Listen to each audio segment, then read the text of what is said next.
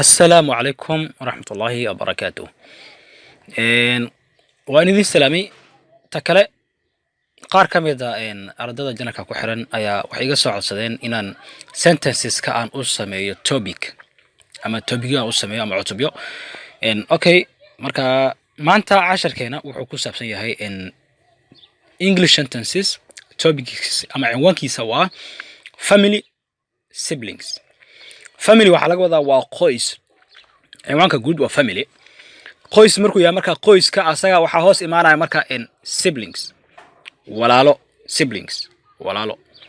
Okay, aan ku xusuusiyo marka haddii janalka aad ku cusub tahay ama haddii aad nagu cusub tahay fadlan janalka subscribe saar, share garay videoga, like garay, asxaabta la wadaag insha Allah. Okay, casharkeenan sii guda galayna marka. Okay, English sentences topics ama cinwaankiisa waa family siblings. Marka hore waan akhrinayaa, waan dul marayaa, kadibna waan sharxayaa. Okay, one, I have one sister. I have one sister. I have one brother. I have one brother. I am an only child. I am an only child. I have a brother and a sister.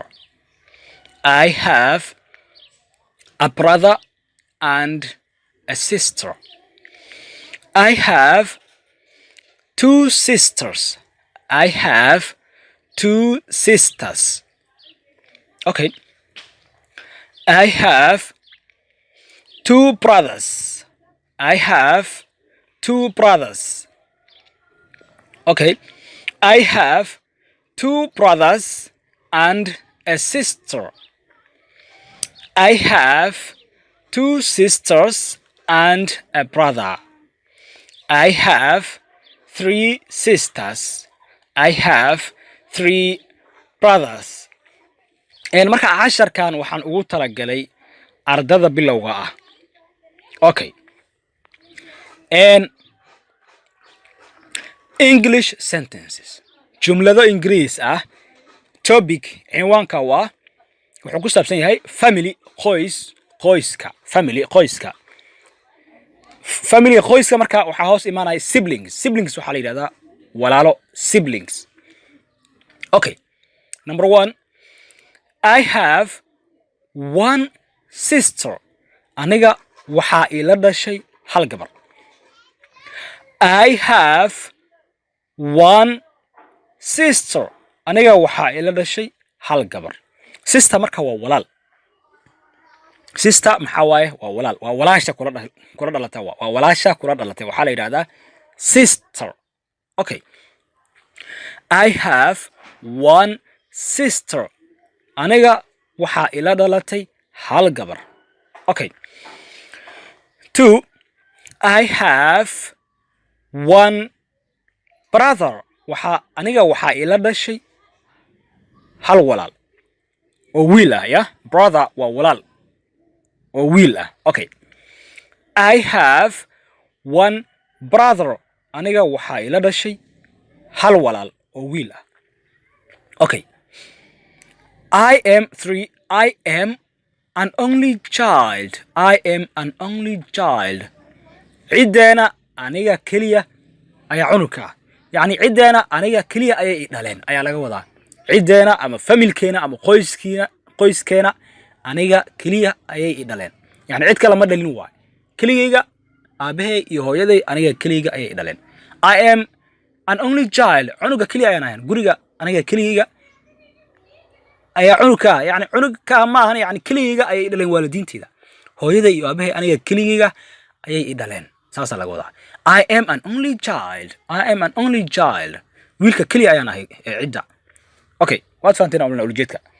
Yani guriga hooyada iyo aabahay aniga kaliya ayay dhaleen. Okay.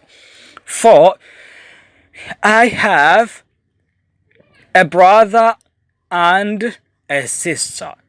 Aniga waxaa ila dhalatay hal walaal oo wiil ah iyo a sister. A sister maxaa laga wadaa? Gabar. I have a brother and a sister. Aniga waxaa ila dhashay hal wiil iyo hal gabar.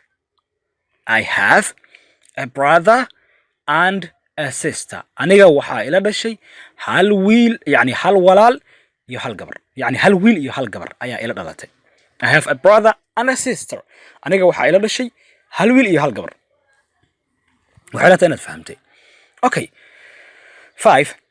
I have two sisters. I have two sisters. Aniga waxaa ila dhashay laba gabdhood. I have two sisters. Aniga waxaa ila dhashay laba gabdhood. Saasaa laga wadaa. Okay. 6. I have two brothers. I have two brothers. Aniga waxaa ila dhashay ama waxaa ila dhalatay laba wiil oo walaala ah. I have two brothers. Aniga waxaan leeyahay laba wiil oo walaala ah. Yacni waxaa ila dhalatay laba wiil. Okay. Okay, ama laba walaala ah ayaan leeyahay. Okay. 7.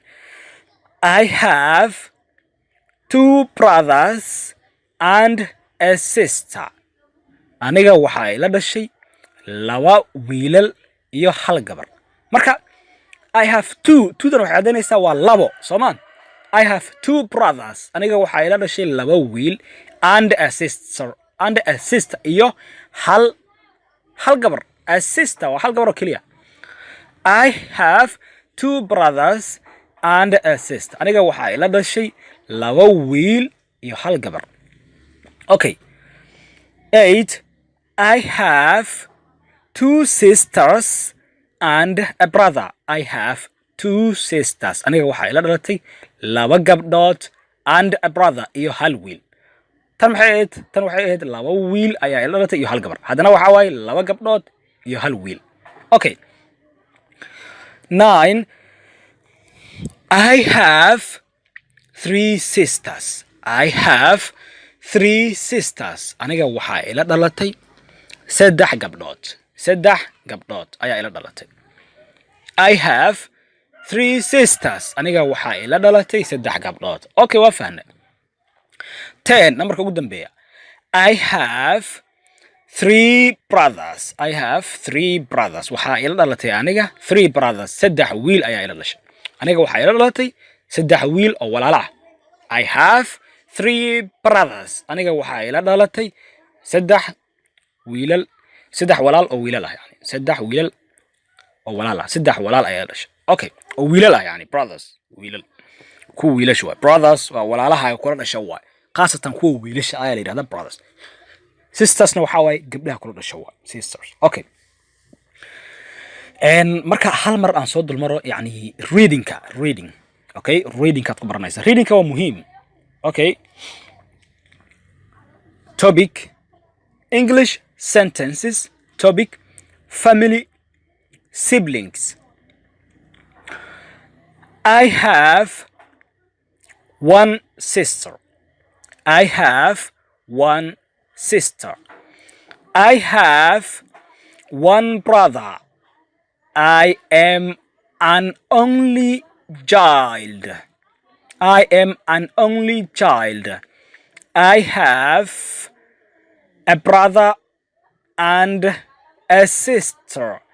I have two sisters.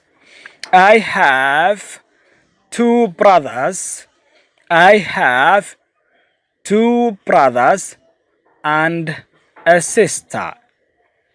I have two sisters and a brother. I have three sisters. I have three brothers. Okay, halkaan aan kusoo gabagabeynaya casharkeena maanta. Marka casharka kaliya waxaan ugu talagalay ardayda bilowga ee luqadda Ingiriiska baranaysa. Casharka marka wuxuu noo noqon doonaa mid taxana ah, mid walbana wuxuu wadan doonaa topic goona ah insha Allah, yani khaas ah, topic khaas ah. Okay. halkaan aan kusoo gabagabeynaya isma dhaafin waa inoo casharkeena xiga iyo sida iyo nabadgelyo. Wassalaamu calaykum waraxmatullaahi wa barakaatuh.